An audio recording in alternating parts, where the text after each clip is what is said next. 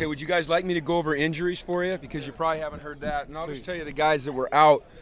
Connor Bradford is out with a foot, and he will not practice during the spring. Luke Gagne, he's got a sports hernia. He'll be out for the spring. Todd Golfer will be out for the spring with a knee. Chris Ward with a knee. Will Oliver with a shoulder. And then Dietrich with his neck. So those guys will not participate in spring ball. So that's 6 guys, and those are all injuries, I believe, that are carryovers. They're all doing a nice job recovering. Obviously, Luke's wasn't. That's recent. But unfortunately, they won't be with us. And then we've got some guys that are limited in what they can do. They can participate in part of practice, but not the full thing. Alice Mascarenos is. We're still being very precautionary with regards to the head. Same with Wade Yandel. And then we had some guys that practiced that I didn't know that they would or wouldn't. Ricky practiced and Jake Brundle, so that was good. So we're off to a good start. A lot of enthusiasm, a lot of good things, a lot of things that we have to correct, obviously. But it's a start, and I was pleased with their effort. I'm pleased with their attitude, but we've got, like I told them, we've got a million miles to go to become the football team that we will become, need to become, and desire becoming. So, any questions? How'd they pick up the tempo today? It was okay. It was a first day. I thought it got better as the practice went along. I thought the second team period was a lot better than the first team period. I think Thursday when you come out here, it'll be a much different practice. They'll understand how we want to operate, how we want to move from drill to drill. You saw me bring them back a couple times when they didn't run the way I want them to run, things like that. But they're very, very willing. Very, very, very willing group of young men, and that's the most encouraging part of this whole day. How'd you feel being back out there on the football field? You know what? It's been 2 years and 3 months since I've coached been on the practice field, and it was great. I couldn't stop smiling. I mean, it's what I've done my entire life, and it felt good to be back out there. How's that throwing arm? It looked like that was a little rusty. You know what? I had a couple good balls, and then I had some real bad ones, man. My consistency needs a little work. We'll get it back in shape, though. How about from the quarterback position? It's hard for me off of one day to judge anything. I mean, just like for the players, for me, things were going fast. And, I'm going to give you the old standard coach speak answer. I need to look at the film, But the one thing I don't think is going to be appropriate for me to do is come off the field every day and evaluate the quarterbacks on a daily basis with the media. I think what's important is that we just let it happen, And like I said, we need to be patient, but we need to push it at the same time. So I'm not gonna come off the field every day saying, oh, it's this guy, it's that. I'm gonna just let it develop naturally. How did it feel with the new staff? Just first day out there, how you guys jive together? How'd that feel? You know what? Better than I thought it would. I told my wife yesterday, as a matter of fact, that this is the first time in, well, goodness, ever since I was a head coach that I haven't had anyone on my staff that I've really coached with before. I coached Jeff Olbrick. Actually, I coached with Eric Yarber for a year, but when I was a head coach.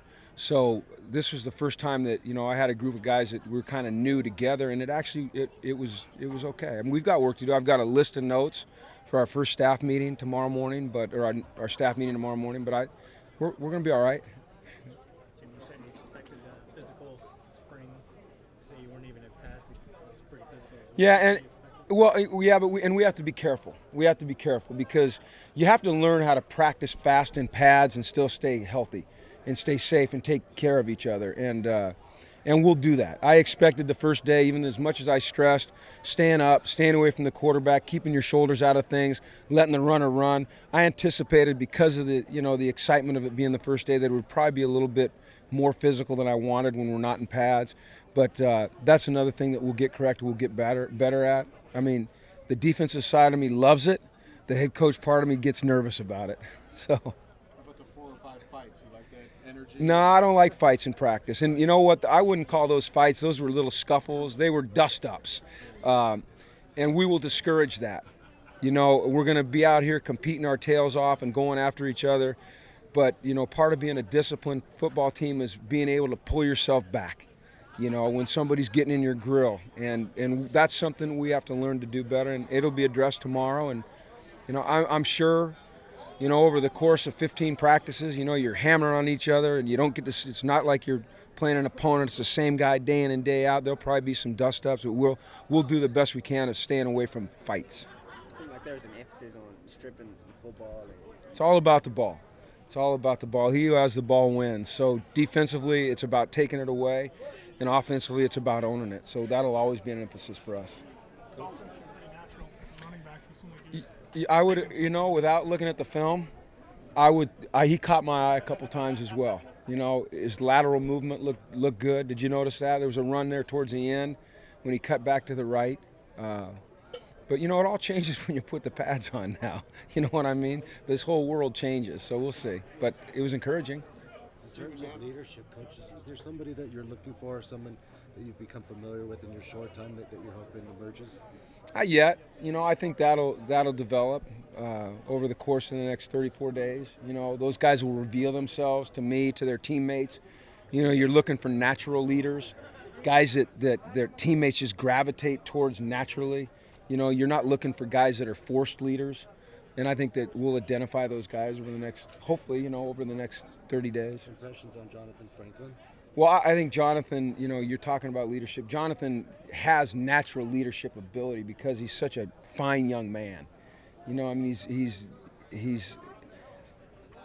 an outstanding football player, but and I've only known him 3 months, but he's an even better person, and he's the kind of kid that you want your kid to grow up to be like, But that's my impressions. What's important is that his teammates see him as a leader, and I can't answer that question yet. In regards to the quarterback spot, how are you going to divvy up the reps in spring?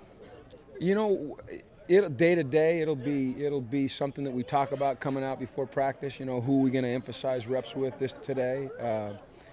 It'll never be exactly even. It'll never be the same. So I really can't give you a clear answer other than to say it'll change every day. Will it change based on performance? No, it'll just change based on what we want to emphasize or who we need to see a little bit more of, or what. You go up and you watch the film and you put guys in situations where you can evaluate them.